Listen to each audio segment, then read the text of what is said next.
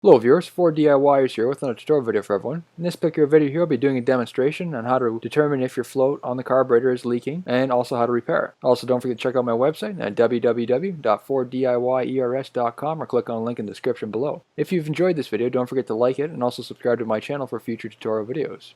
This only applies to brass floats, not the plastic versions. Brass floats can develop a crack or pinhole over time which will cause it to fill up with fuel, which will eventually prevent it from floating. This causes the engine to flood eventually, meaning it's getting too much fuel. The engine won't stay running or won't start afterwards.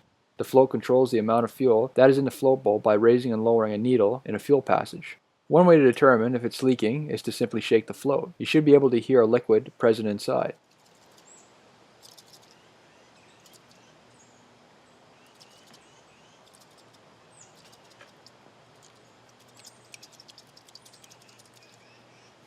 If not, you can fully submerge it in water. Allow it to sit for a few minutes and check it again. Next, to determine where it is leaking, ensure the float is dry. Hold it tightly in your hands, then allow the warmth from your hands to warm up the float. Do this for a few minutes, then inspect the float for any wet spots.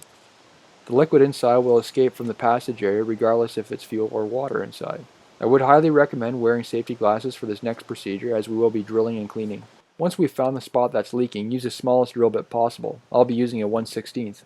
We don't have to worry about heating up the material as it's very thin and brass is soft.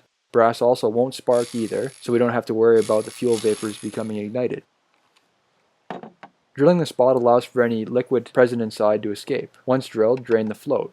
Sand down the area using 400 grit sandpaper to remove any corrosion, coating, or debris. Once done, I like to use a carburetor specific cleaner to spray the inside of the float to remove any residue which can cause problems during the soldering process or corrosion issues in the future. I'll be using a throttle body Carb Choke Cleaner made by Permatex, which can be purchased at any local auto parts supplier or hardware stores. This will clean any residue fast and easily while evaporating extremely quickly. After you've done cleaning the float, allow the carburetor cleaner to fully evaporate. Using a soldering iron and rosin core solder, this will be used to seal up the hole.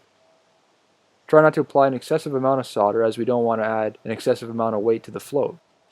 Heat up the area using the soldering iron, just as we would soldering wire.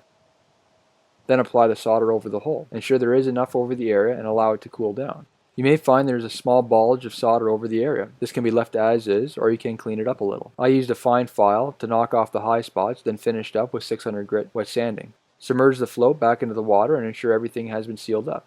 If everything looks good, then reinstall it back into the carburetor. If not, reapply more solder. This concludes the rest of my tutorial video. If you have any comments or questions, please don't hesitate to post them below. Also, please subscribe to my channel and like my video. Thank you for watching.